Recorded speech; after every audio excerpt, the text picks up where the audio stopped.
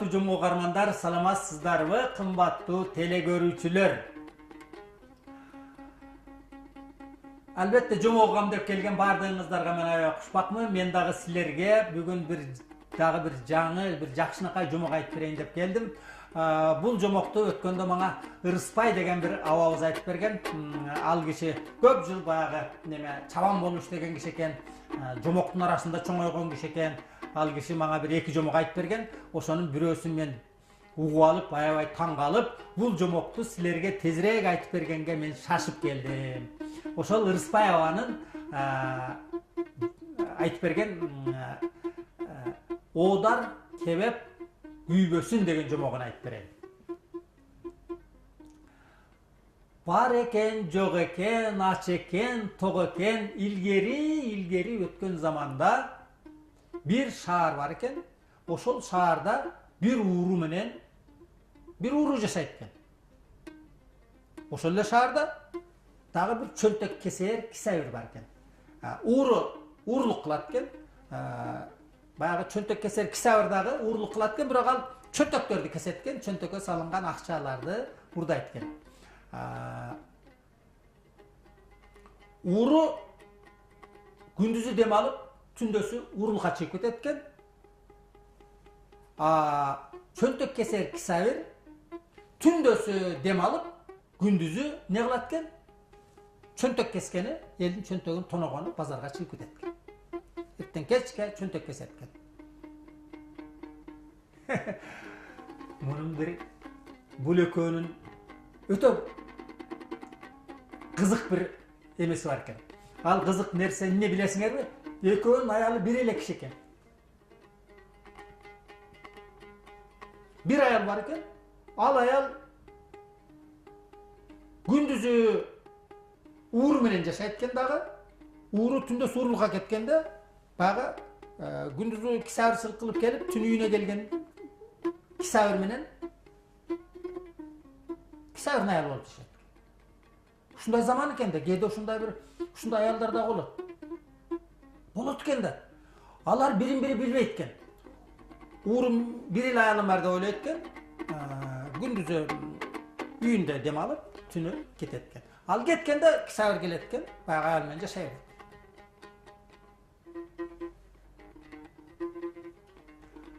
Эми кыңыр иш 40 жылда билинет дейт да. Баягы бир күнү, акыры бир күн билинип калды.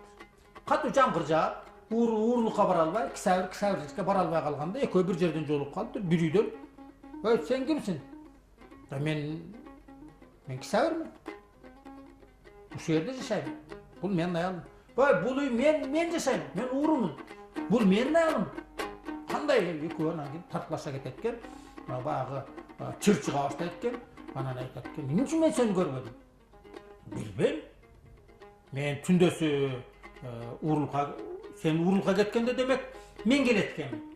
Мен баягы кисайыр чөнтөк кеткенде сен келип жашаган." Бул аял. Эми баягы аял менен ажырашып кетсе болмок, экөө аялды токмоктоп айдап салса да болмок. Бирок ал заманда аялдар өтө аз экен, кыз балдар өтө аз экен. Аял алыш өтө кыйын экен да. Бирок анан ошого мындай болбойт. Эл укса эмне болот? Кел экөөбүз бирибиз жашайлы. Бар сен кет, мен жашайын деп тур кисайыр. Уур айтып тур: "Жок, сен кет. Мен жашайм муну менен." Экөө анан баягы тарткылашып калды баягы аял менен. Мен жашайм. Анан айтыптыр: "Акыры, мынтип чарылдашсак болбойт. Кел андан көрө минтейли.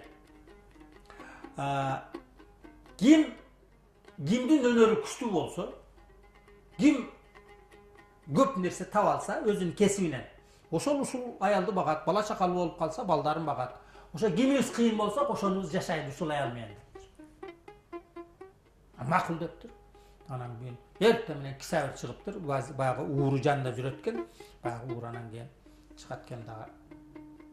Кимдин кайеринде канча акчасы барын билбейт да. Каяктан билет экен десе.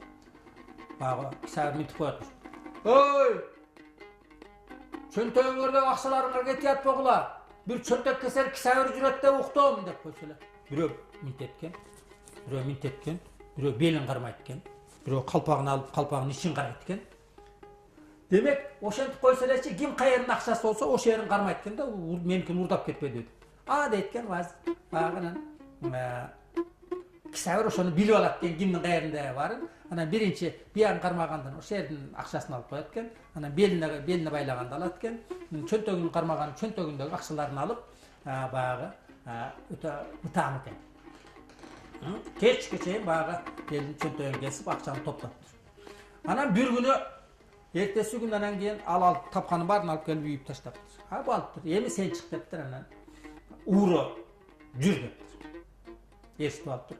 Handыкына barabız deptir. Handın uyuna uğurlu kabar. Kolap söyleyir. Bilmeyiz. Jür.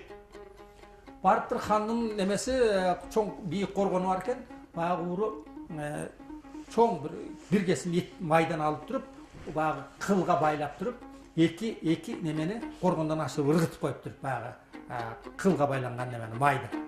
Bir malda qaq degen üç çıgat eкен, bağı bir malda qaq debe kalıptır. Akırın tartıp durup puttan götörüp koyup puttan götörüp durup darvazdan aşıp. Görse bağı handın üyün kaytargan qaz var eken. Qaz aябай sak жаныбар болот да. Бул иттен да сак болот. Түнү такырыктап айт, ханды ошону кайтарат экен, чырп эткенде каак деп эле башын көтөрүп бакыра берет экен, чокуйт экен. Ошону каак деп кармаш үчүн май баягы неменин башына майды кылып тыштаганда ал каздар майды жакшы көрөт. Жуткандан кийин баягы жипти мындай тартканда тамагына тыгылып калат экен дагы. Деп каак деп эле кылат экен. Ошону тарткан бойдон келип туруп баягы дарбаздан өтүп түшүп, баягы жип менен каздарды акырын тартып экөөнүн муздап союп тур дагы. Анан кийин дарбазаны ачып Kisavırda alıp kettir. Gir. Bol. Ekvanın oturup durup cünün julup ana kebep jasay başlaptır. Şiş kebep. Bunu sizler mına kişinekey balдар көп bilbey kalышы мүмкүн. Burada şaşlık deşmez. Bunu kebap deytili. Kebep jasayt eкен. Mınadan kebep jasagın deptir. Kebep jasay berdi, ondan ottu jagıp berip turup bayağı qazdın nemesini etin Kisavırga beriptir. Men xandın janına girem deptir. Xandın janına giriptir. Akırın үйгө girse, xandın bayağı xan buttарын, belin, moyundарын bayağı uqalatkanda jakşı görөт экен, atayın uqalagıç bar eken.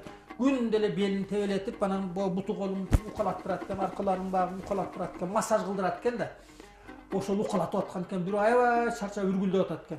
Ürgüldese akırın urum deyip tarttır da. Çıpıp bayağı nemeni uqalagan kişini çıgarıptır dağı. Bilegin türüptür öyle. Xandı bayağı ne uğru, xandı uqalay başlattır. Ay, жақсы. Қолың әле бір сонында дептір. Бүгін сенің уқалағаның барынан жақсы болады. Уқала. Дептір, уқалап қаттыр. Бұл аламда не деп дептір хан.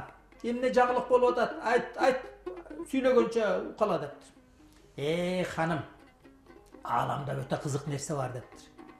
Өте қызық нәрсе болады. Одар кебеп күйбөсүн дептір. Не? Жоқ, өзімчеле. Жатырыңыз. Шундай адатым бар дептир. Одар кебеп күйбөсүн деп коет. Ал калаптыр. Кызыктан айт. Bir шаарда bir ууру менен bir неме бар экен. Чөнтөк кесер Kisavır. Экөө менен тең bir аял жашап жүрөт.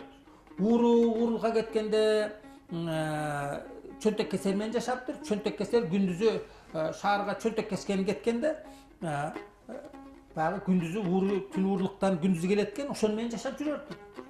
Ой, şunday da болот. Ana bir gün ekөө bilip kaldır hanım deptir. Ekөө anan keyin bir жамгыр жаган күнү bayağı talaşıp kettir. Ошол men жашайм деп. Anan keyin önörlөрүн көрсөтө баштаптыр. Kimdin önörü күчтүү болсо ошол жашашын бул аял. Менен өзүңүз ханым билесиз, азыр аял алыш өтө кыйын, канча адамдар, канча жаштар аял ала албай жүрөт. Эми бирөө жашаш керек да. Анан Kisavırчылыгын кылыптыр, апкен коюптур. Анан ууру хандын үйүнө уурулукка кириптир. Уурулукка кирем деп баягы Kisavır дешип келиптир. Хандын үйүнө коркпойбу экен. Одар кебеп күйбөсүн. Хан, не? Жок, мен ушундай адатым бар. Деп да укалап калыптыр. Айтор, анан не болуптур? Анан баягы хандын үйүнө кирип, эки өрдөгүн казын союп, баягы кебеп жасата баштаптыр. Өзү кирип, акырын кириптир дагы, баягы канды укалап аткан кишинин жонун укалай баштаптыр. Укалап, анан кийин өтө жакшы укалаптыр. Анан укалагандан кийин хан сурайт экен. Айтып бер дегенде ханга баягы ууру баягы башынан өткөн окуяларды айтып баштаптыр. Сен мурда окулуп аткан чыгар үйдө өзү келип атыр да ханым деп. Ой, бала ууру экен депти. Анан кийин одар кебеп күйбөсүн деп. Эмне деп? Ханым жата бер. Эми ошол хандын үйүнө кирип, ханды укалап, хандын өрдөгүн союп алып келиптир ууру. Ошол аял кимисине татыктуу? Кимис ошол аялга татыктуу? Кисабыр менен жашаш керекпи же ууру менен жашаш керекпи? Ой, хандын үйүнө кирип, хандын өрдөгүн союп, хандын аркасын ушалаган ууру кыйын экен. Албетте ошо ууру менен жашаш керек. Онда ханым ошол ууру менмин деп. Деп караса, баягы мурда укалап жүргөнүм эмес, башка эле киши экен. Ханым, үзүр, кечиресиз. Ошол ууру мен болом деп. Одар кебеп күйбөсүн. Пүштө деп. Пүштө деп. Ал эмне дегеним деп. Баягы өрдөгүңүздү пышырып аткан ошол кисабыр эле. Алып келсинби ошол кебепти жейли дептир. Хан аябай күлүптүр. Мындай шумдук болгон эмес дептир. Мындайды уккан демесин. Алып кел дептир. Багып кебепти күйүп калбасын, ооз ачылып корккондон кебеп күйүп калбасын, одар кебеп күйбөсүн деп аткан экен да. Өтө жакшы пышкан экен. Хан кисабыр үчөө отуруп жешиптир. Эми болуптур дептир, мындай окуу болуптур. Сен кисабыр аялды мына ууруга бер. Сен же. Сен менин ордомдон сага бир аял алып берейин деп алып бер. Бирок мындай шарт. Мындан кийин менин хандыгымда уурулук болбосун, уурулугуңду таштайсың. Маңдай териң менен иш кыласың. Сен чөнтөк кеселигиңди токтотсун. Менин хандыгымда чөнтөк кесер болбосун. Эгерде кимиң уурулук кылсаң, кимиң чөнтөк кессең, башың алам деп. Болуптур деп экөө сөз беришиптир. Анан эмне болуптур? Бактылуу жашашып жүрүптүр. Бирок ууру хандын каарынан аябай коркот экен, уурулук кылгысы аябай келип кетет экен. Кисабырдын колу кышышып кетет экен, бирөөнүн чөнтөгүн кышып.